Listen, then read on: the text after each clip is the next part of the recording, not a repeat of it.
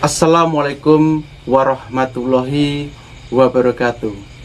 Sedulurku semuanya yang dirahmati oleh Allah Subhanahu wa Ta'ala, alhamdulillah wa syukurillah kita dapat berjumpa kembali, tentunya masih di channel Simo SDSM dengan saya Bang Simo. Dan di dalam kesempatan kali ini saya akan membuka salah satu kajian zikir yang ketika sedulurku semuanya bisa mengucapkannya, maka sedulurku semuanya, kita semua diharamkan masuk neraka ataupun kita pasti masuk surga. Jadi pengetahuan ini perlu kita kaji karena sangat penting sekali dan merupakan kunci untuk kita bisa mendapatkan salah satu yang kita inginkan di akhirat nanti.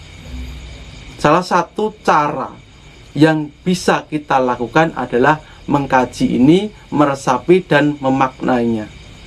Dan di sini seperti biasa, bagi sedulurku semuanya, sebelum saya lanjutkan ke kajian zikirnya, alangkah baiknya sedulurku semuanya yang belum subscribe, silahkan klik tombol subscribe yang ada di bawah video saya ini.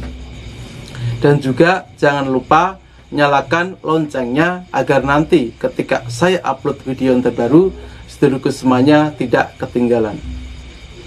Baiklah, kita akan langsung mengkaji salah satu zikir apa sih yang bisa membuat kita diharamkan masuk neraka. Di sini sebenarnya pengetahuannya tidak asing.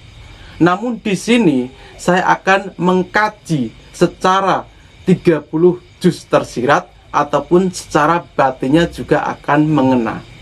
Jadi di sini kita akan kupas, akan kita bedah secara tuntas makna yang terkandung dari zikir ini, dan kita akan mampu mengucapkannya. Dan kalimat yang kita ataupun zikir yang kita lantunkan adalah kalimat La ilaha illallah. Ingat, mengucap, pahami, mengucap bagi siapa saja yang mampu untuk mengucap La ilaha illallah ketika sakaratul maut menjemput, maka dia diharamkan masuk neraka. Ingat, mengucap.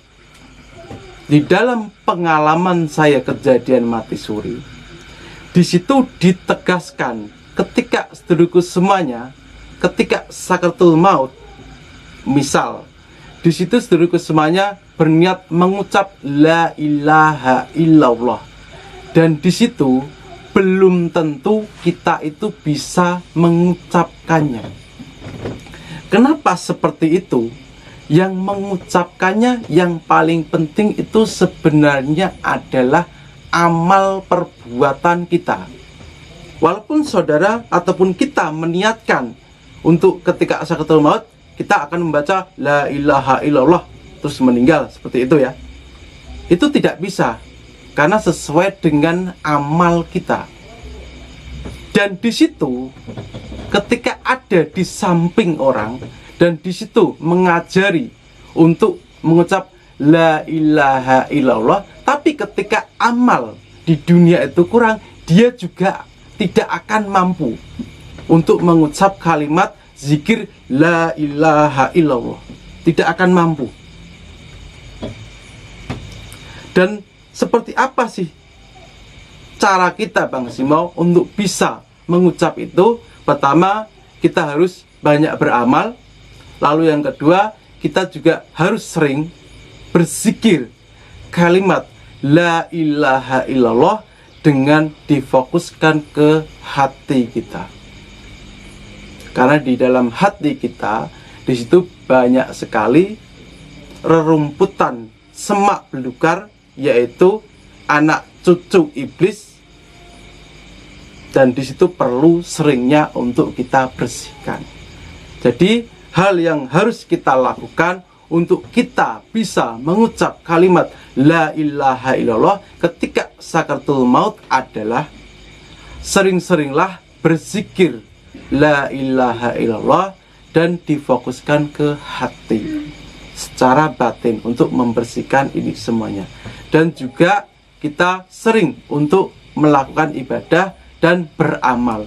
Itulah yang akan mampu untuk saudaraku semuanya bisa, ataupun kita semuanya mampu mengucapkan zikir la ilaha illallah. Saudara meniatkan, kalau amalnya kurang juga akan nggak bisa.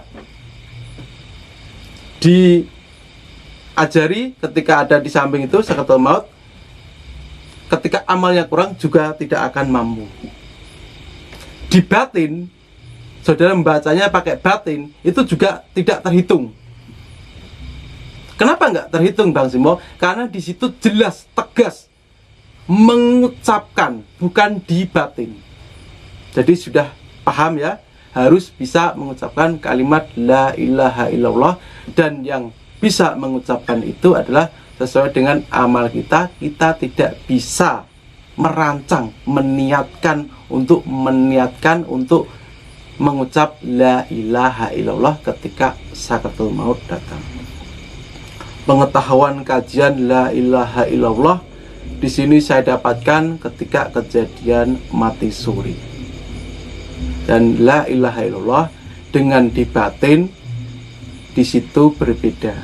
Jadi harus diucapkan kalimatnya tegas, zikirnya harus la ilaha illallah, harus diucapkan, bukan di batin. Maka di situ insya Allah dengan izin Allah, sesuai janji Allah, sesiapa saja yang ketika sakaratul maut datang sebelumnya dia mengucap la ilaha illallah, maka di situ dia diharamkan masuk neraka. Dan ketika diharamkan masuk neraka, ya pasti Allah yang maha pasti akan dijanjikan surga Allah. Dan insya Allah kita bisa berkumpul di surga dan kita bisa bertemu dengan Nabi Muhammad Rasulullah SAW. Amin, amin, barakallah. Akhir kata, seperti itulah kajian la ilaha illallah yang memang harus diucapkan, bukan di batin ketika sebelum maut ajal menjemput kita. Semoga berkah pengetahuan dari hamba Allah ini.